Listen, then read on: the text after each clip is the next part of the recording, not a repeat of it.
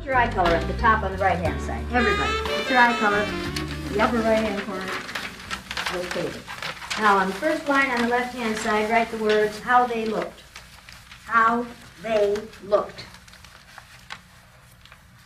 On the right-hand side, write the words, how I felt. Now, under the words, how they looked, I want you to write 3 adjectives that describe how the people in the other group looked to you during this exercise. Blue-eyed people, I want you to write 3 words that describe, I want you to write 3 words that describe how the brown-eyed people look to you. Brown-eyed people, I want you to write 3 adjectives that describe how the blue-eyed people looked to you during this exercise.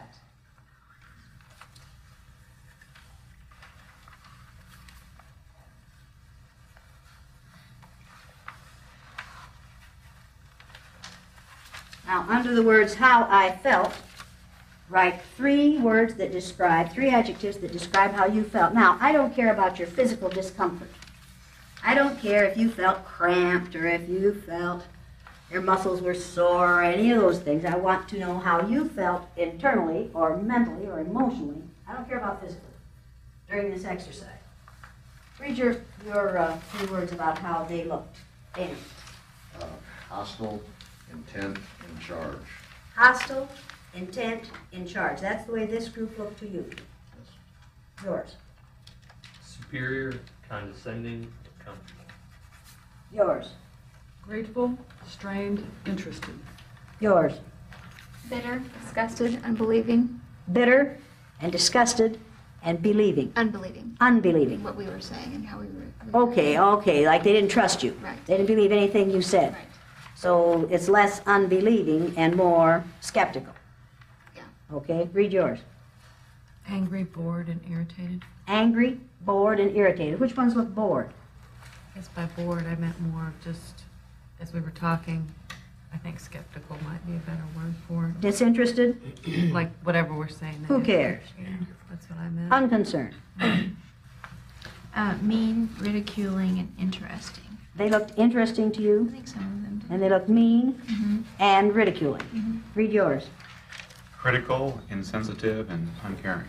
Critical, insensitive, and uncaring. Instead of bored, was insensitive describe what they looked to you better than bored? Yeah. Read yours. Hostile, powerful, and judgmental. Hostile, powerful, judgmental. Read yours. Pleased, controlling, learning. What were they learning? That people do have the ability to reformulate, rethink processes. Hopefully. Right. Yeah. All right, now, are these words, disinterested, insensitive, mean, hostile, the words that those of you who are people of color use to describe us white folks when we aren't with you? Mm-hmm. Yes, why? Because it's true. That's how you look. Because that's the way we behave, right? Now, that isn't what we say we do, but that's how we behave. So you're judging us not by what we say we are, but by what we do, right? Now, those of you white folks who don't like to have those words applied to you, instead of expecting people of color to understand that you don't really mean it like that, or I didn't really mean it that way, change the things you do. Change the way you behave. Change the things you say. Change the things that you allow to go on around you. Change how you look to other people instead of expecting them to understand that you aren't really like that on the inside. Because people judge us by what we do or don't do. What we go along with or what we don't go along with. If you don't want to be judged as hostile and insensitive and uncaring and mean and unconcerned, then stop acting in ways that make people see you that way. Brown-eyed people, read your words for how they looked. Now, listen to these words, people, and see how many of these are the words that we usually use to describe females. And remember that at 1, 2, 3, 4 of these people are supposedly adult males. Read your 3 words. Defiant, disbelief, and anger. All right? Any of you people angry this morning? Are you angry? What are you angry about? Just the way that the rules change and that some of the people were being treated. Why didn't you say anything? Because I saw it didn't do any good. Is that the only reason you didn't say anything? Mm-hmm. It's the only reason you didn't say anything, because it wouldn't do any good.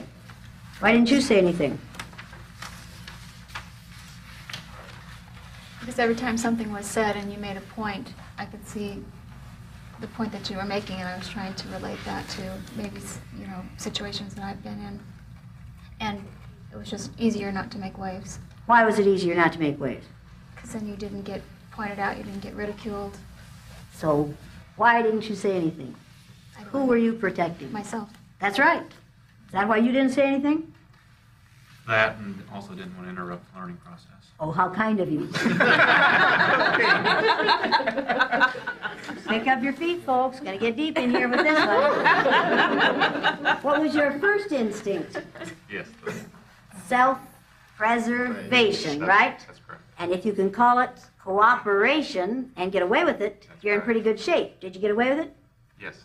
Did you get away with saying that? No. No, no, no. I didn't intend to. No. Well, were you protecting yourself by Yes. keeping your mouth shut? Yes. Were you willing to let me get on her case and just keep your mouth shut? Were you willing to let me get on her case and just keep your mouth shut? I suppose so. Were you willing to let me get on his case and just keep your mouth shut? You believe in do unto others as you would have others do unto you, right? Right. So that if I get on you, you want the rest of the blue-eyed people not to defend you. No. You believe in do unto others as you would have others do unto you, right? Yes. Yes. And you do it, right? No. No. No. Did he do unto you as you would have liked him to have done unto you? Would you have liked to have had some support? Absolutely. Absolutely. Would you have liked to have had some support? Sure. Were you more comfortable when he was sitting beside you? That was good. That was good. Why? Well, what got me was when you asked people, do you want her to speak up? And they said no. They said What no. did that say to you? That perhaps my perceptions were wrong, or that I shouldn't be speaking up. The rest of you blue-eyed people just dropped you like a bad habit. Sure did. They sure did. Why? It's survival. Selfish. Survival. It's absolute survival. Absolute survival. Keep your mouth shut, Broad, and we can get through this. Just shut up. Don't give her any more ammunition. This bitch will eat you alive. And then when she gets done with you, she's going to come to me. So just shut up. I don't want to be accused of being like you. Were any of you sad this morning? What were you sad about? It's really deep grief. We were talking about the Holocaust this morning, and it's like we don't learn this lesson, we don't get over it. We don't get over It keeps it. being perpetuated every day. It makes me very, just deep grief. What's it going to take to change things? What's it going to take to change things? I'll tell you what it takes to change things. It takes individuals who refuse to put up with it. White individuals who refuse to put up with it. Now, let me make something perfectly clear here. If I were a black female and I came in here and did this exercise with you blue-eyed white folk, it would be a wash. You would say, she's trying to get even. You would say, she's pushing her own agenda. You would say, she's playing the victim. You would say, she's over-dramatizing it. You would say, she's exaggerating. You would say, it's not really like that. I'm a white female, and you all sit there and take it off me because I'm white. People wouldn't hire me to do this if I were a black female. And if I were a male, you females would not take this treatment from me. Because you'd say that is blatant sexism and you are not going to do it to me. They hire me to do this because, number one, I'm short, so I'm non-threatening. Number two, I'm white, so I must have credibility. I mean, we whites know it all, right?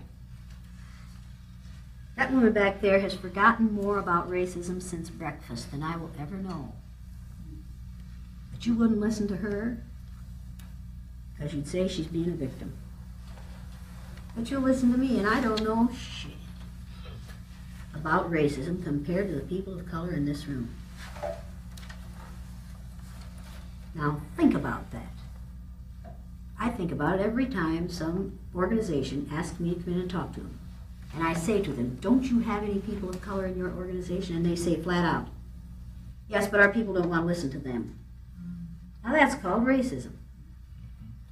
And they don't want to see someone of color in a position where they have this much power over white folks. Now, if I were a tall black male doing this exercise, this workshop, either I wouldn't do it, or I wouldn't live long. Charles King didn't live long. Charles King didn't live long. He died of stress-related diseases. But one of the reasons Charles King didn't live long is because he stressed himself. I don't come in here and stress me.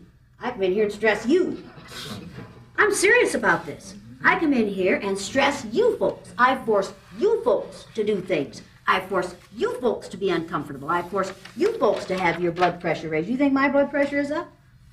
Heck no. I don't like doing this. I hate this exercise. I just hate this exercise. And I hate this exercise. You know, one thing that's interesting though. Wait a minute. Okay. More than I hate this exercise, I hate the necessity for doing this exercise. The necessity for doing this exercise should have gone by the wayside years ago. I hate this exercise, and I want the day to come when we don't need it anymore. And you want to know what we can do? We can start